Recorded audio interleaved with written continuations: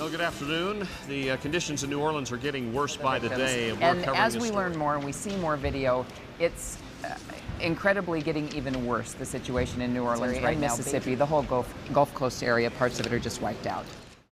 New Orleans is a city in ruins. Black smoke from a warehouse fire billows into the sky, and the floodwaters, though neutralized, run deep with the stench of rotting corpses and raw sewage. Governor Huntsman has upped Utah's offer from 1,000 to 2,000 refugees. Still, remember, 50,000 may go to Texas, and eventually we'll probably get some First refugees are in Utah from the hurricane-struck regions of the South. That's first. Governor Huntsman declares a state of emergency in Utah. The state Camp Williams is housing several hundred people evacuated from New Orleans. Our objective immediately is to get them back with their families wherever they are, help them get to where they want to go, and that's over the next couple of days.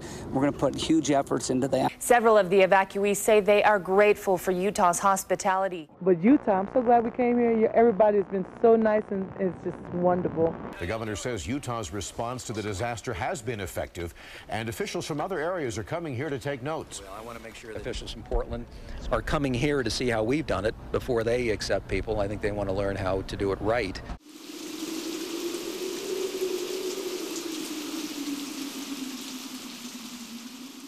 Well, this was obviously a big story nationwide, and the fact that when we found out that our governor had agreed to house 1,000 to 2,000 evacuees here in Utah, we knew pretty early on that we're probably going to have a lot of media attention, and not just local media attention. The lieutenant governor for the state of Louisiana is a good friend of our lieutenant governor, and in fact he sent an email, basically said, you know, we know you hosted the Olympics, you might have some facilities in case that we might want to send some people because we're evacuating. Initially we did not know how many were coming, anywhere from 500 to 2,000. We anticipated that this would probably be a significant media event. Usually we make plans for evacuating people out of a hazard area, and now we're actually receiving people coming out of a hazard area in another state, and we've never done anything like this. They started coming Saturday night. The first people got to Camp Williams Saturday night. I was out there Monday. Things were a little crazy. When we learned that Utah had the possibility of accepting the evacuees from the Gulf states at the governor's press conference, we were able to get in touch with their public information officers quickly, and one of their first ideas was we need to do a joint information center. I was very happy about that. I've worked with one or two before. They're very helpful, and I knew that this would be something that would be ongoing for several days.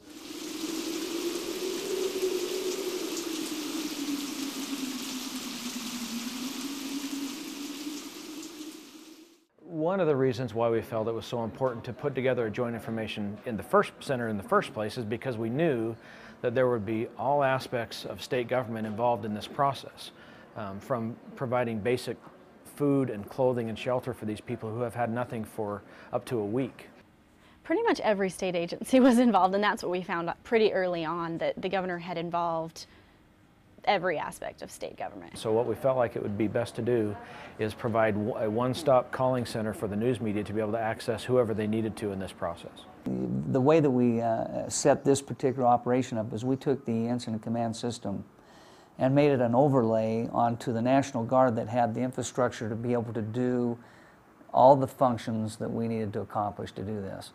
And of course, one of the central components of an incident command system is the public information piece. The response was overwhelming. It was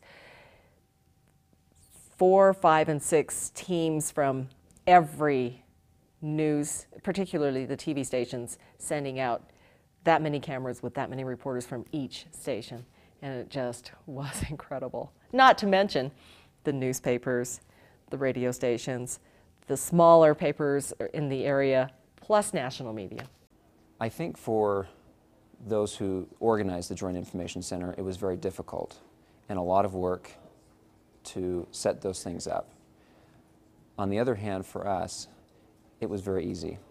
We had 3 phone numbers to call, and we're able to get to a person and have the question answered, regardless of who it was.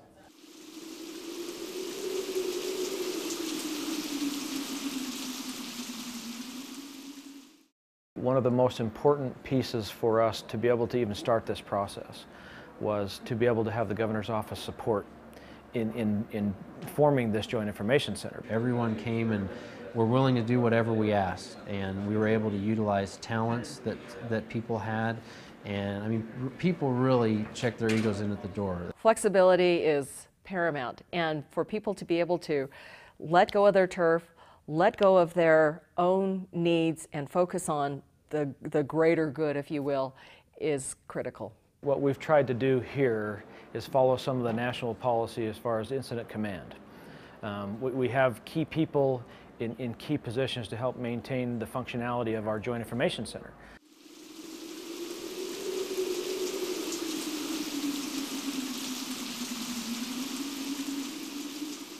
Someone always answered the phone. I never called and didn't have it answered second or third ring. And if they didn't have the information, they were very good about saying, let me find out and I'll call you. The biggest lesson I think we learned is information doesn't just automatically come in to a JIC.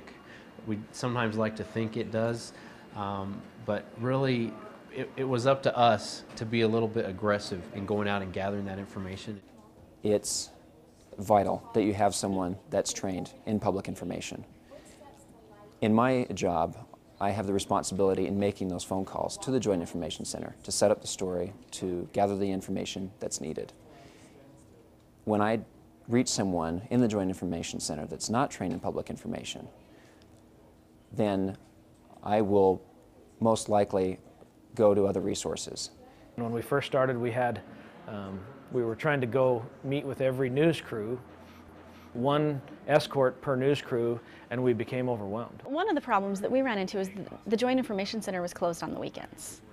We don't take weekends. And during Hurricane Katrina, I worked for 14 days straight without taking a day off. So I think number one is you have to be available when the media needs you.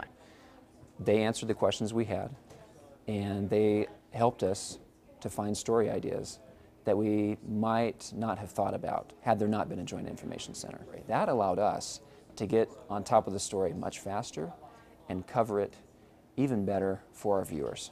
You have to have the support of the people who are in charge, which we have had 100% support, which has made things much easier for us because it's easier to be able to organize and disseminate information when you have support from the top.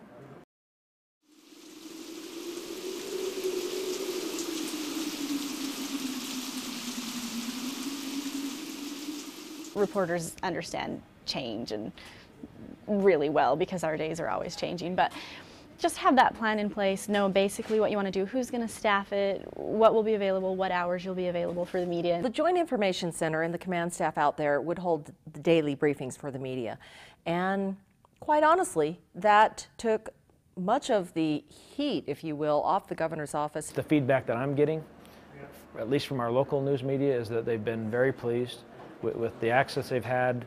It's not complicated. It's very easy for them, which makes, I think, for better reporting. I would say whatever expense it takes for your public information officers to get the training, spend it, because it's money well spent in the end. And if your PIOs can learn from other areas of the nation that are doing things well, send them there. Let them know, let them learn from the people who have done it before, so that when they come back, they can build a system that works for you. The two functions and people that I need to have with me when I'm out here doing anything is I need to have a finance person and I need to have the Joint Information Center. We had all kinds of questions. We wanted questions answered, we wanted stories to be able to do, and we had one place to go to. And that was great.